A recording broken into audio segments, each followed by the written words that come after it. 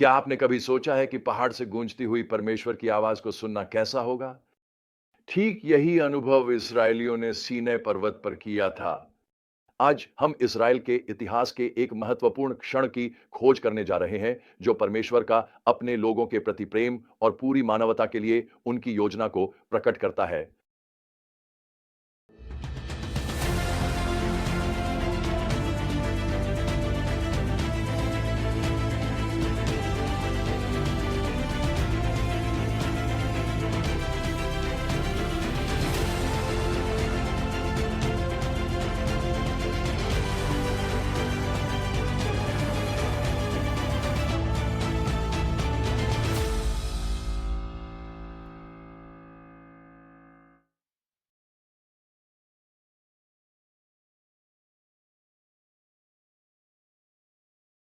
आइए निर्गमन 19:125 और गिनती 33:15 को गहराई से देखें, जहां परमेश्वर इसराइलियों को अपनी व्यवस्था देने की तैयारी कर रहे हैं।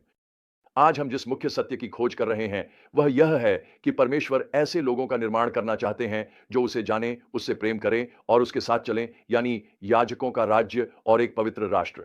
हमारी कहानी इस्राएलियों के मिस्र छोड़ने के 3 महीने बाद शुरू होती है। वे सीनै पर्वत पर पहुंच चुके हैं और परमेश्वर मूसा को पहाड़ पर बुलाते हैं। इसके बाद वह जो कहते हैं महत्वपूर्ण है। तुमने स्वयं देखा कि मैंने मिस्र के साथ क्या किया और कैसे मैंने तुम्हें उकाब के पंखों पर उठाकर अपने पास ले आया। अब यदि तुम पूरी तरह मेरी आज्ञा मानोगे और मेरे वाचा का पालन करोगे, तो सभी राष्ट्रों में से तुम मेरे लिए निज संपत्ति ठहरोगे। क्या तुम देख रहे हो कि यहां क्या हो रहा है? यहोवा उन्हें याद दिला रहे हैं, अपनी विश्वसनीयता और शक्ति की याद दिला रहे हैं, और फिर उन्हें एक विशेष संबंध में आमंत्रित कर रहे हैं। ये केवल नियमों के बारे में नहीं है, ये वास्तव में संबंधों के बारे में है। परमेश्वर सृष्टि के मूल उद्देश्य की पुष्टि कर रहे हैं कि ऐसे लोग हों जो उसके चरित्र को प्रतिबिंबित करें और दुनिया के सामने उनका प्रतिनिधित्व करें। परमेश्वर उन्हें याजकों की मंडली और एक पवित्र राष्ट्र बनाने का वादा करते हैं। ये वादा, इसकी अंतिम पूर्ति नए नियम में होती है। 1 पतरस अध्याय 2 और आयत 9 में विश्वासियों को एक चुनी हुई जाति, याजकों की मंडली और एक पवित्र राष्ट्र बताया गया है। लेकिन वास्तव में इसका क्या अर्थ है? याजकों की मंडली होने का अर्थ है कि हम परमेश्वर और दूसरों के बीच मध्यस्थ के रूप में कार्य करें। हमें मसीह के राजदूत बनने के लिए बुलाया गया है, ताकि हम जरूरतमंद दुनिया में उनका प्रतिनिधित्व करें। और पवित्र देश होने का अर्थ है, हम परमेश्वर के लिए अलग किए गए हैं और अपने जीवन में उनके चरित्र को दिखाते हैं। कुछ साल पहले दुनिया के सामने उनका राजदूत बनने की इच्छा मेरे हृदय में एक प्रबल आकांक्षा बन गई। जब मैं कम्युनिस्ट युवा महोत्सव में सुसमाचार साझा कर रहा था, तो परमेश्वर ने मेरे हृदय में यह इच्छा जलाई। मेरा हृदय टूट गया जब अलेक्जेंडर प्लाज में घूमते हुए मैंने हजारों युवा देखे। विभिन्न देशों से आए लोगों को मैंने देखा, जिन्हें यीशु चाहिए था। मैंने परमेश्वर से प्रार्थना की कि वह मुझे विश्व के सभी लोगों तक उनके प्रेम का संदेश पहुंचाने की अनुमति दे। वह प्रार्थना मेरे जीवन का एक महत्वपूर्ण मोड़ बन गई। परमेश्वर ने मुझे अपनी इच्छा की एक झलक दिखाई कि वह चाहते हैं कि सभी राष्ट्रों के लोग उसके लिए अलग किए जाएं। उन्होंने मुझे छुआ, मुझसे बात की और मुझे एक दर्शन दिया कि वह याजकों की एक मंडली और एक पवित्र राष्ट्र बना रहे हैं, और वह राष्ट्र पृथ्वी के सभी राष्ट्रों में से आएगा। अब देखिए कि परमेश्वर लोगों को अपने साथ मिलने के लिए कैसे तैयार करते हैं।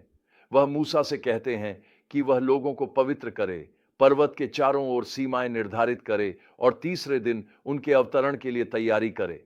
जब वह दिन आता है, तो गरज, बिजली, एक घना बादल और तुरही की आवाज होती है। पर्वत धुएं से ढक जाता है, क्योंकि परमेश्वर आग में उतरते हैं। हम इससे क्या सीखते हैं? परमेश्वर उतरते हैं, वह पवित्र हैं, और उनके पास जाना कोई साधारण बात नहीं है। वह संबंध बनाना चाहते हैं, लेकिन साथ ही वह श्रद्धा की भी अपेक्षा करते हैं। लोगों की प्रतिक्रिया कुछ कह रही है। वे डर से कांपते हैं और मूसा से अनुरोध करते हैं, परमेश्वर से बात करें। तो हम इस प्रसंग से क्या सीख सकते हैं? अतीत में परमेश्वर में दिखाई गई निष्ठा हमें वर्तमान में उनकी आज्ञा का पालन करने के लिए प्रोत्साहित करनी चाहिए। दूसरा, हमें याजकों की मंडली और एक पवित्र राष्ट्र बुलाया गया है, ताकि जो दुनिया के सामने परमेश्वर का प्रतिनिधित्व और चरित्र प्रतिबिंबित करें।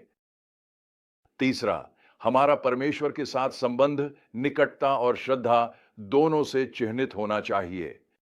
परमेश्वर की यह इच्छा है कि उनके लिए एक अलग जाति हो जिसमें सभी राष्ट्रों के लोग शामिल हों। अंत में मैं आपसे पूछना चाहता हूं, आप परमेश्वर के याजकों की मंडली और पवित्र राष्ट्र के एक भाग के रूप में आप अपनी बुलाहट को कैसे जी रहे हैं? क्या आप अपने आसपास के लोगों के सामने परमेश्वर का प्रतिनिधित्व कर रहे हैं? क्या आप अपने दैनिक जीवन में उनके चरित्र को प्रतिबिंबित कर रहे हैं? याद रखें, वही परमेश्वर जिसने सीनै पर्वत से बात की थी, आज आपको बुला रहे हैं। वह आपको प्रेम और पवित्रता के संदेश को दुनिया तक पहुंचाने के लिए उपयोग करना चाहते हैं। क्या आप उस बुलाहट का उत्तर देंगे? प्रार्थना करें कि परमेश्वर हमारे जीवन के लिए अपने उद्देश्य के बारे में हमारी दृष्टि को नवीनीकृत करें। जैसे इस्राएली लोगों ने किया, वैसे ही हम भी पूर्ण समर्पण के साथ उत्तर दें, हम सब कुछ करेंगे जो प्रभु ने कहा है। क्योंकि जब हम अपने आप को परमेश्वर के उद्देश्य के साथ जोड़ते हैं, तो हम अपने से कहीं अधिक उस महान चीज का हिस्सा बन जाते हैं। हम वास्तव में परमेश्वर के राज्य और उनके उद्देश्य का हिस्सा बन जाते हैं।